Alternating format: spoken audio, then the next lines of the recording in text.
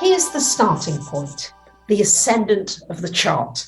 And the houses start at number 1 and they go anti-clockwise all the way to 12.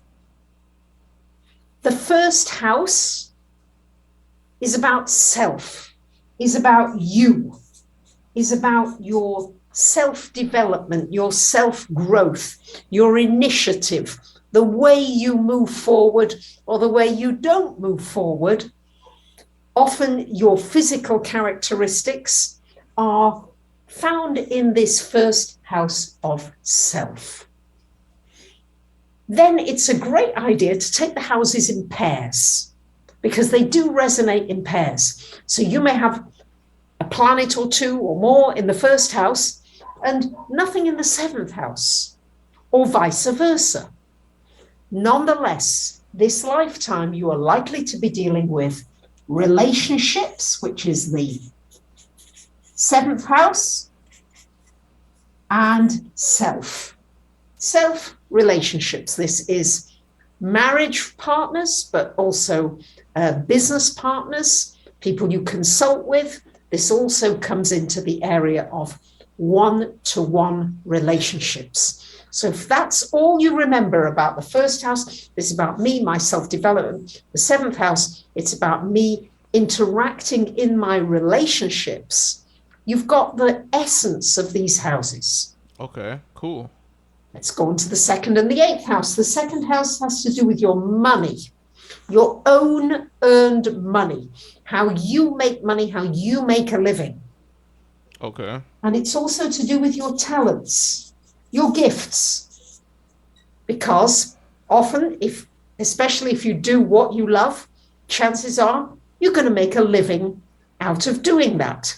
So this is why talents come into this. She could have just said talents. Second house.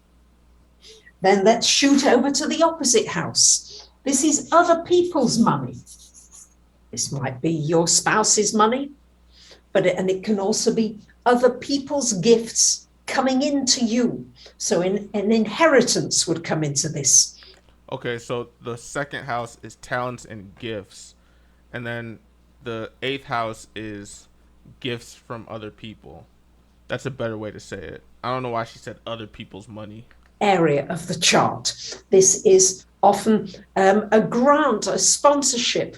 People, it's where mortgages would come in, for example, where another party has more money, but enables you to buy something for you. I've been pretty blessed in that department. I will admit, not so much the seventh house, but definitely the eighth house. You. So this is very much, there's a lot more to it, but I want to just give you the basics here so that you've got something that you've solid ground that you stand on.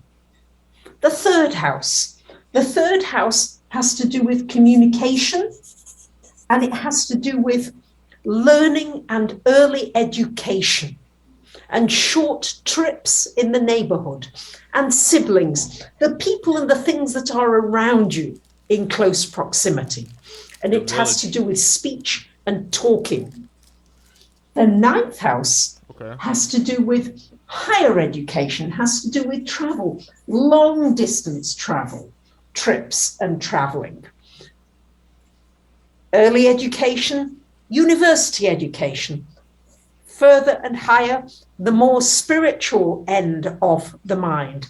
The mind, how you use the mind, be it for reading and writing and communications, be it for higher kinds of communication and higher understanding and knowledge. Now let's shoot out to the fourth house. This is a great video. Because if you try to search this topic on YouTube, there's going to be so many videos that make it so much more complex than this. This is a great video. I'm going to link this video in the description. Fourth house is home. It's at the bottom of the chart. This is called the IC of the chart. This is the bottom of the chart where you feel safe, hopefully. Home, family, stability, ancestry, where you come from. That's the fourth. And then we go over to the 10th house and we look up here and this is your career. or your work in the world, what you do vocationally in the world. This is the MC, the midheaven. This is the place in the chart where the sun was shining the brightest when you were born, even if you were born in the middle of winter. This place shows what was the brightest place. So this is where you come out and you interact in the world. Interesting. So the houses are quite, those opposites are what you're trying to balance in a chart. I see. Then we go into the fifth house. The fifth house is children. It's the house of self-employment. It's the house of romance, of love, of creativity. It's where it's a very creative thing to have a child, but it's also creative to look after your child. So that's just creation, like manifestation. So that's like probably really strong with artists. That which gives you pleasure. Romance is pleasurable. Once you feel romantic about you, then you can take that into a so making love would be in that category too. Relationship. So this development of your creative, unique talents. And then here in the 11th house, this is where you share it. This is where we work with teams, with groups, with community. You bring that originality of you and you share it in the world in some way. She's cooking. Then we have the 6th, 12th house, which is often known as the healing axis, because the 6th house rules health, and it also rules work, what you do and what you feel fulfilled by. Rules your daily habits, what you do on a daily basis does have an effect on your health. And the 12th house is where you withdraw from the world. This is all this busyness and going on. This is the house of silence, of peacefulness, of quiet. It's meditative. It's where you go into the invisible worlds. And it would be more connected with mental and emotional health. This is more the physical health. Okay. And here in the middle, I want to draw your attention to this, because this is all the world. And here in the middle of your wheel is a stable, quiet place. And we can transcend our charts eventually. What does that mean? It means so that you are able to find that peaceful, elevated, conscious place within you and not be buffeted around by all the changing life events that are always going to be going on in our world. So that's like avatar state. This is a great video right here. And here is this place where you're at the center of your wheel. So that really is your quick house description, and I hope you enjoyed it. Okay. That's a great video right there. Okay, so number 1 is the self. So that's like identity. And then number 2 is talents. So that's basically what you're good at, like naturally. And then 3 is communication. So like she said, that's like when you're at home, like in the neighborhood, playing with kids and stuff like that, doing chores and whatnot. And then 4 is that. 4 is at home doing chores. 3 is just, talking to kids and mingling, classmates and whatnot.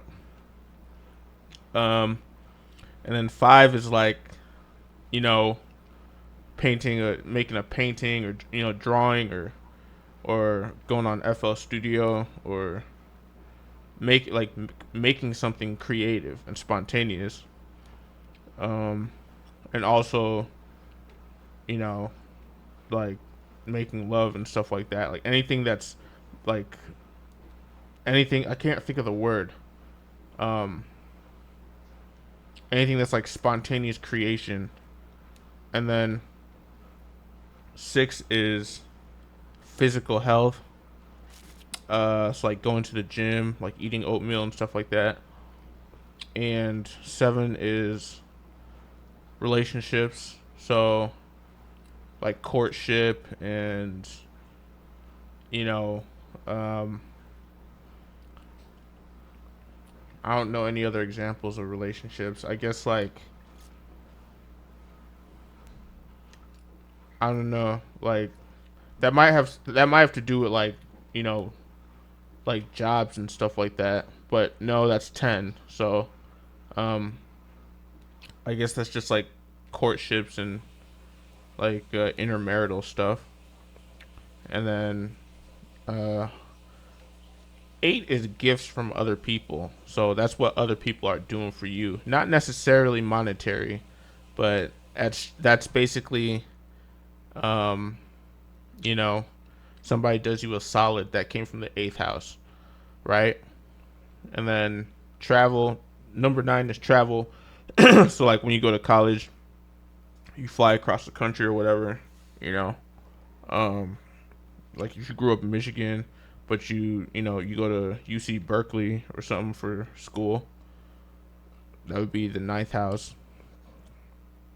And 10th house is career, so what your job is, like what your work is. And then 11th is share teams. I don't remember what she how she described this, but I'm guessing that's like like being on a sports team or like a football or basketball team, like trying to accomplish a goal. So like collective creativity. And then 12 is basically meditation. So just trying to balance all of those out. Um, yeah, I finally got like a good. I can actually remember this, so this is a great explanation. Um, I want to end this video by reading a comment that I saw on a different video. Okay, this is the comment right here. So Chiron Owlglass, he said, "What astrology fundamentally is the study of the most important and most overlooked organ in the human body, the inflammatory response. When you are born, the environmental conditions of your birth imprint upon your nervous system and upon your nervous system determine how your inflammatory response will react to different physiological triggers. Your inflammatory response is your personality. It determines how you react to emotional and psychological triggers as well. Different emotions are just inflammation in different parts of the body." It's a really interesting take. Each sign is associated with a part of the body because that energy triggers inflammation in that part of the body. Different distributions of blood across the body and brain give rise to different moods, motivations, and priorities. And it's true that the sun sign only captures a little bit of who you are, but that doesn't mean astrology isn't intended to be taken literally. It just means it's unbelievably complex and nuanced. And reducing a person to one placement is nonsensical. All of the magic is fundamentally about harnessing the inflammatory response and getting it to work for you rather than against you. The entirety of the human ritual, religion, sports, art, entertainment, literature, philosophy, etc., is designed to regulate the inflammatory response. Because if your inflammatory response is dysregulated, it will make you absolutely miserable. What enlightenment fundamentally comes down to is having the power to intentionally regulate your nervous system to put yourself in whatever state or energy you want to be in. Paranoia, obsession, self-sabotage, even violence are all caused by dysregulated inflammation. The thing, what's so crazy about this comment is that, like, I really think that when people talk of hell, I think they're talking about a state of being because inflammation is hell. That's why it's flames. You're in flames. You're inflamed.